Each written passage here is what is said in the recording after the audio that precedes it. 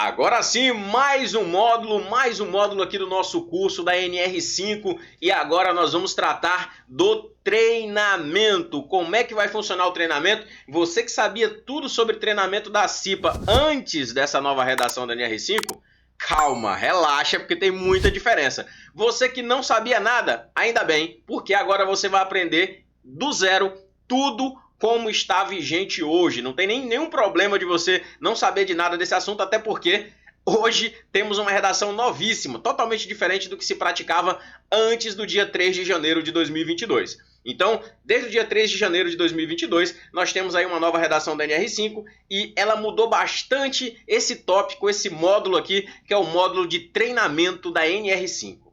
A organização deve promover o treinamento para o representante nomeado e para os membros da CIPA, titulares e suplentes, antes da posse. Pronto.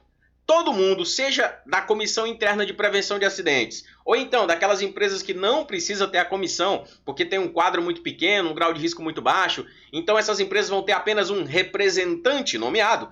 Seja representante nomeado, seja membro da CIPA, titular ou suplente, vai ter que ter um treinamento. Lógico que tem um treinamento, e ele vai acontecer antes da posse. Essa é a nossa regra. Mas por que é uma regra? Porque tem exceção. Nós temos duas exceções. A nossa primeira exceção é essa daqui, ó. O treinamento da CIPA em primeiro mandato será realizado no prazo máximo de 30 dias, contados a partir da data da posse. Ou seja, se você tiver um estabelecimento novo que nunca teve CIPA, imagine aqui que a empresa inaugurou um estabelecimento novo, como aquele estabelecimento acabou de ser inaugurado, nunca teve CIPA lá. Então nós temos a nossa CIPA em primeiro mandato. Aquela CIPA em primeiro mandato, ela vai ser eleita, depois que ela for eleita, vai ter as indicações, vai ser formalizado, todo mundo toma posse, tomou posse? Tomou. Depois da posse, você tem 30 dias para realizar o treinamento, porque é uma CIPA em primeiro mandato. Agora, se for uma CIPA que está continuando outros mandatos, é um estabelecimento que já teve várias composições da CIPA, aí não, meu amigo, aí não. Tem que ser antes da posse. Então a nossa regra é que seja antes da posse, a não ser se for uma CIPA em primeiro mandato, ou então se for um membro eleito em processo extraordinário. Digamos que tem um processo extraordinário que vai eleger um membro da CIPA para concluir, para completar um mandato que já está em curso. Então ele vai tomar posse e tem até também 30 dias para poder ser treinados. Então somente esses dois casos que o treinamento é após a posse. Em regra, tem que ser antes. E se você não lembra o que é um processo eleitoral extraordinário, eu falei no nosso módulo anterior que trata sobre o funcionamento da CIPA. Volta lá no módulo que você vai ver o detalhe lá do nosso processo extraordinário, que vai ter metade dos prazos do processo eleitoral comum. Vai ser bem interessante. Se você não lembrar, volta lá que você vai recordar sobre esse tópico. Agora, pensando em treinamento, que é o nosso assunto desse módulo, já temos que a regra é que o treinamento aconteça antes da posse e temos essas duas exceções, CIPA em primeiro mandato e membro eleito em processo extraordinário, temos um prazo máximo de 30 dias após a posse. Agora aquela pergunta que não quer calar. O que é que vai ser ministrado no treinamento da CIPA? O que é que a gente vai ensinar para os cipeiros durante esse treinamento? Nosso primeiro tópico, que é obrigatório lá no treinamento da CIPA, é o estudo do ambiente, das condições de trabalho, bem como dos riscos originados no processo produtivo. Lembre-se que os integrantes da CIPA, eles não são profissionais especializados na área de segurança do trabalho, não são em regra, né? Em regra, eles não são técnicos de segurança do trabalho, engenheiro do trabalho, médico do trabalho. Não, isso aí é o SESMIT, não é a CIPA. Então, se a gente for pensar nisso, eles precisam sim ter uma orientação básica aqui sobre o estudo do ambiente, das condições de trabalho, dos riscos do processo produtivo. Eles também devem saber sobre noções sobre acidentes e doenças relacionados ao trabalho, decorrentes de condições de trabalho e exposição aos riscos existentes nos estabelecimentos e suas medidas de prevenção. Olha aqui, no treinamento falar-se-á de acidente e doença do trabalho. Temos também como obrigatório o tema de metodologia de investigação e análise de acidentes e doenças relacionadas ao trabalho. Sabe por quê?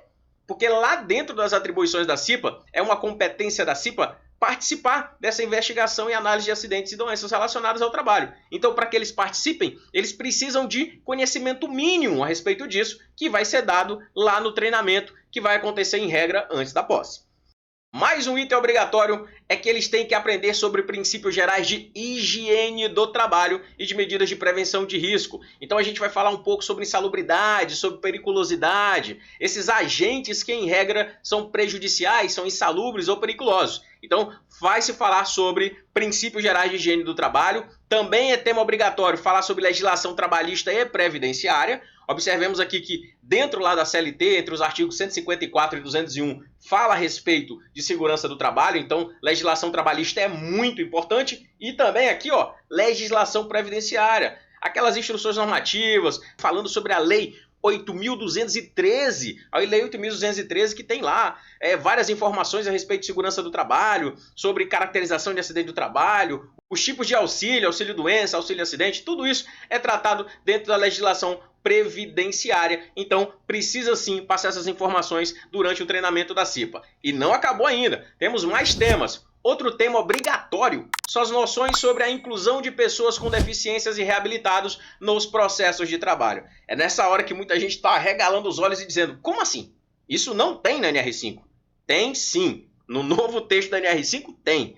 Tiraram aquela parte que falava sobre AIDS, né? Falando sobre AIDS, por quê? Porque na época que fizeram, inseriram aqui como tema obrigatório no treinamento o tema AIDS, é porque na época que fizeram isso, era um tema muito relevante, tinha-se pouca informação sobre a AIDS, né? Então, em muitos acidentes de trabalho, por causa de sangue, de cortes, né, das vítimas, acabava acontecendo uma contaminação. Então, ele era um tema que era um tema de extrema relevância, não que hoje não seja, ainda é um tema de extrema relevância, mas hoje já existe muita informação, já tem muita informação difundida a respeito disso. Então, a norma mudou. Eles colocaram aqui no lugar um outro tema, que é a inclusão de pessoas com deficiências e reabilitados. Porque muitas pessoas se acidentam no trabalho e elas são reintegradas e reabilitadas. Mudam de função, elas vão trabalhar numa tarefa administrativa ou uma tarefa que a sua limitação decorrente do acidente não vai atrapalhar que ela desenvolva. Então, temos aqui noções de inclusão de pessoas com deficiência e reabilitados nos processos de trabalho, um tema super relevante que foi inserido agora na NR5 como tema obrigatório do treinamento da CIPA.